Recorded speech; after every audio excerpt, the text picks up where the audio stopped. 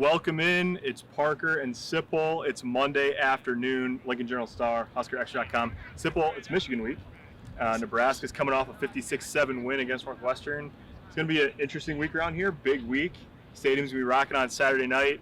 Started today, heard from a ton of players. Head coach Scott Frost. This is 4 downs, the 4 most interesting things we heard today. Starting with the new left tackle, Teddy Prochazka. Said he found out on Monday he was going to get the start. You know, he got his feet wet, but he said when you play 60-some snaps or whatever he played, you really sort of settle into a rhythm. You start to get an idea of what defenses are doing to you.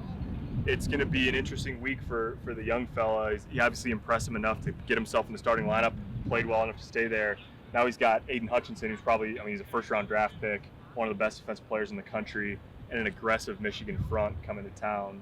That's a pretty big test for a true freshman who just got here in January. Yeah, it is. But you know what? The guys, and Adrian Martinez mentioned this, he wouldn't be out there if they didn't trust him. Yeah. There's a long process that goes on to get a guy ready. Like Frost said today, it's not just, on Monday we decide to play a guy on Saturday. He said it's like, it'd be like waking up on Monday and deciding you're going to run a marathon on Saturday. You can't do that. Right. So there was a long process. Simple. Number 2, Ben Stilley had interesting comments about the last time Nebraska played Michigan. He said that was the most physically defeated he's ever felt. And I took it as an athlete, period, which makes sense because he's probably been bigger and stronger than most people he's ever faced before college. But you were there in 2018. Yeah. It was incredible.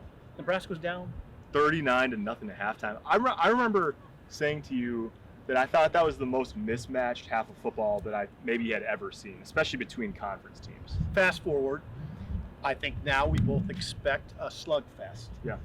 Probably teams that are pretty evenly matched. So I would say when you look at it that way, you'd say Frost has done a good job of improving the program. Yeah. Hello? Yeah. Is that I think yeah, that's sort of interesting in the context of some people calling for his job. It's a weird conversation. You talk about closing a gap too, right? Not just staying right separation even, but closing the gap. We'll see. And Frost was asked about that today, and he said, "I guess we'll find out on Saturday." Yeah. Another thing that Frost got asked about, which is sort of interesting, this number 3, is he and Harbaugh are obviously going to be a big storyline. It's the first time Harbaugh's come to Lincoln since 2012, I think. They're both guys that entered the season with a lot of pressure on them. They're both coaching at their alma maters. I thought Scott was interesting talking about the pressure of being at your alma mater and coaching. What he said, he hates losing here more than he could imagine losing anywhere else. But there's another side of that coin too. Yeah, the wins feel better. But yeah, he said he really despises losing more than he's ever felt that, which is good. That's what Nebraska fans want to hear. He's totally emotionally invested. I've seen coaches here that weren't really emotionally invested. It didn't seem like. Yeah. You don't really have to worry about that with Frost. And then the last thing, for the first time all year, Nebraska played with basically its full fleet of offensive weapons. Yeah. Oliver Martin was back. Obviously, Travis Vokalek didn't play the first couple of weeks. Then you add Jaquez to the mix on Saturday too, and they're really healthy right now. So overall, roster-wise, they're in a really good spot at the midpoint of the season. It's a great point. You have the 2 tight ends. We don't even talk about their injuries anymore. Yeah. Not that Austin Allen was ever serious, but Vokalek.